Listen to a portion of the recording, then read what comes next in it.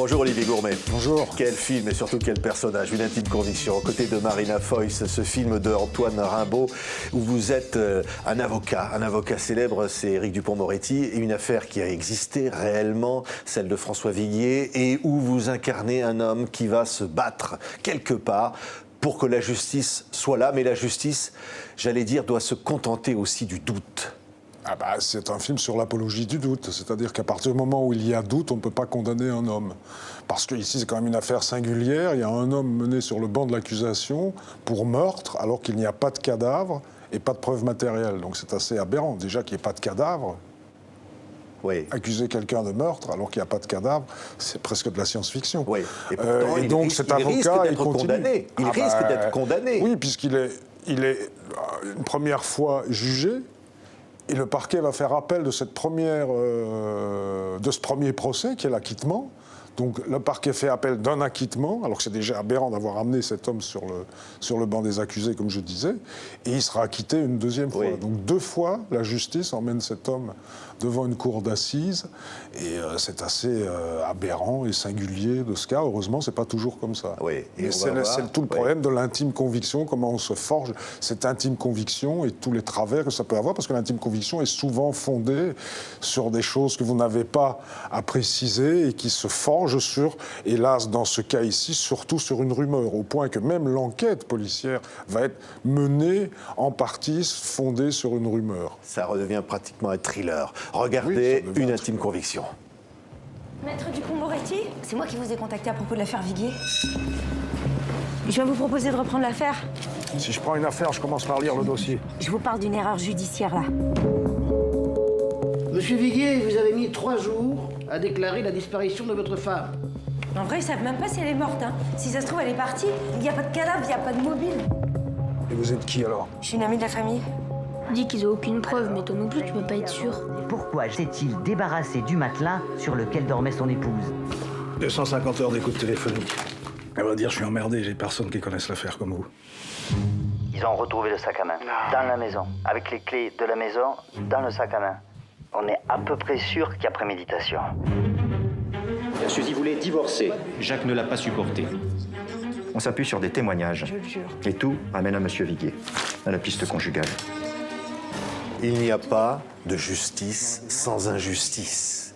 Au fond, l'injustice fait partie du processus judiciaire, Olivier Gourmet. Pas toujours, heureusement, mais elle peut, de fait, être injuste. Et il y a probablement en prison des gens innocents qui ont été condamnés, manque de preuves, et qui ont été une condamnation uniquement fondée sur l'intime conviction. Et voilà, ce que je disais juste avant, le danger de cette intime conviction, sur quoi elle est fondée, et sur les dangers de la médiatisation, parfois, d'une affaire qui peut emmener l'affaire là où elle ne devrait pas aller, l'enquête même là où elle ne devrait pas aller, empêcher les gendarmes, empêcher ou en tout cas dérouter les gendarmes des pistes qui n'ont pas été explorées, qui auraient pu, parce que Suzanne Viguier, aujourd'hui, on ne sait toujours pas, on ne saura peut-être probablement jamais, mais elle aurait très bien pu aussi disparaître, partir, refaire sa vie, faire une mauvaise rencontre, être rentrée, être ressortie, faire une mauvaise rencontre, ou peut-être elle n'est jamais rentrée ce soir-là, on ne saura jamais. Oui, voilà. Vous êtes, je le disais, Dupond-Moretti, vous êtes cet avocat dans cette affaire, et il y a un personnage à côté interprété par Marina Foïs,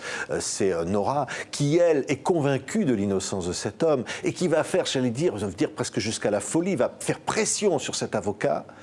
Et quelque part, il y a une sorte d'irrationalité. Complètement, oui. C'est le point de vue, c'est la ligne conductrice du film qui amène la fiction et qui amène la dimension cinématographique dans le film. Parce que faire un film sur un procès, rester uniquement enfermé dans la salle d'audience, ça peut être vite didactique et vite peut-être ennuyeux. Mais Antoine a eu cette intelligence de parler de la justice tout en le remettant un regard différent, en créant ce personnage totalement fictif et à la fois aussi composé quand même de choses très concrètes, parce qu'Antoine Rimbaud, le réalisateur, a suivi les 2 procès, donc était complètement immergé par cette affaire, avait recueilli un grand nombre de documents, de témoignages, il a fait filmer lui-même personnellement, presque pour un documentaire personnel, la famille Viguier dans les coulisses du tribunal, etc. Donc il a composé ce personnage de Nora de choses concrètes, c'est-à-dire à la fois un peu de lui, puisque lui était rentré au cours de ces 2 procès en sympathie avec la famille Viguier, avec les enfants, avec la compagne à l'époque, maîtresse de Jacques Viguier, Émilie, et avait, au nom de la famille, démarché auprès d'Éric Dupond-Moretti pour qu'il accepte la défense de Jacques Viguier en appel. C'est un mélange aussi de cette Émilie, justement, qui était la compagne de Viguier, qui a porté et qui a défendu cet homme, parce qu'il est singulier, il a un problème de santé, il est bipolaire, donc il est parfois totalement anorme, n'étant pas en mesure de se défendre lui-même. Elle a porté à la fois Jacques Viguier, toute la famille, les enfants, qui étaient plus petits à l'époque au moment de l'arrestation, parce qu'il a fait 9 mois de prison quand même, puis il a attendu 9 ans le procès, c'est très long, et un mélange de jurés qu'il a interrogés après le procès sur comment ils avaient vécu l'affaire, etc. Il en a fait un personnage fictif qui remet en point de vue la justice, comment elle se passe, on découvre comment la justice française fonctionne, comment elle peut dysfonctionner, et tout le danger de cette intime conviction, et tout le bénéfice du doute qui, heureusement, la justice a été rendue, comme le dit Dupond-Moretti, il dit vous rendrez justice, vous aurez jugé, mais vous n'aurez pas rendu la justice. Oui, oui. Il y a une plaidoirie finale heureusement, incroyable. Le doute profite à l'accusé, et les 2 fois il est acquitté. Oui, l'article 353 du Code de procédure pénale commence par ces mots: la loi ne demande pas compte aux jurés des moyens par lesquels ils se sont convaincus. C'est qu'au fond, la justice n'a pas besoin de preuves. Elle veut simplement une conviction. L'avocat que ambigu, vous incarnez... On doit se forger une opinion, se faire son intime conviction sans devoir la préciser. Et en même temps, heureusement, il y a quand même Heureusement, dans le code pénal, il y a l'avocat de la défense que vous incarnez. Du doute de présomption d'innocence qui est là, primordiale et fondatrice dans le code pénal, heureusement. Oui. Et heureusement, Jacques Viguier en a bénéficié. Mais vous faites, a raison d'ailleurs. Dupond-Moretti que vous incarnez dit on ne fait pas la justice du café du commerce. Il dit ça aux jurés. Il dit vous ne pouvez pas condamner sur cette intime conviction. C'est ça que finalement se pose le problème dans le film. Qu'est-ce que la justice ? Oui, on peut avoir une intime conviction, comme je vous disais hors antenne, une intime conviction, elle peut aussi se forger, non pas comme ici, malheureusement sur une rumeur qui a été construite par un des personnages du film d'ailleurs, et témoin de l'affaire, et non pas impliqué, mais vraiment proche de l'affaire et de la famille Viguier, parce que c'est l'amant de Suzanne Viguier, qui a travaillé de manière un peu acharnée et aussi obsessionnelle sur faire circuler cette rumeur que Jacques Viguier a probablement a tué sa femme.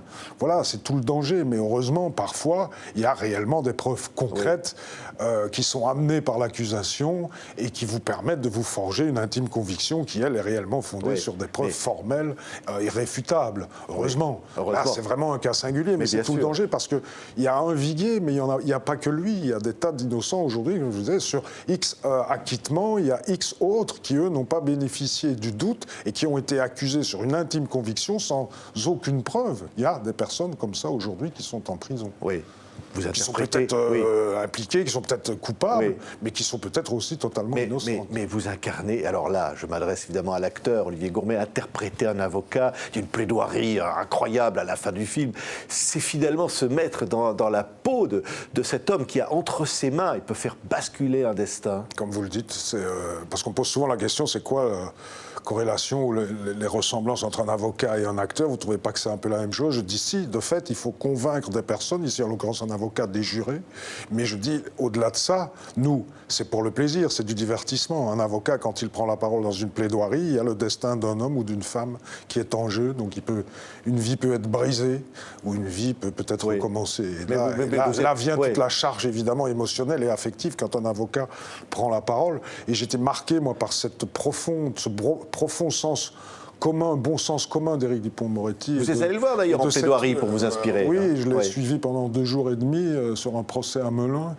Et puis je l'avais déjà vu parce que je suis un peu friand de tout ce qui est judiciaire, roman polar, judiciaire et affaires qu'on voit à travers différentes émissions télé sur des faits judiciaires. Et je l'avais déjà, moi, un peu entendu et connu sur l'affaire Doutreau, où il a commencé à être un tant soit peu médiatisé. Et j'avais déjà senti chez cet homme une véritable empathie pour l'humain, pour essayer de comprendre, de défendre, mais vraiment toujours dans ce sens humain. Et en appliquant concrètement ce dont il se fait un peu le fer de lance encore aujourd'hui, parce qu'il le répète souvent, que le doute bénéficie à l'accusé. Oui, il cite quelqu'un qui a dit « La justice, c'est cette erreur millénaire qui veut que l'on ait attribué à une institution le nom d'une vertu. » Oui, de son maître qui était Alain Furbury.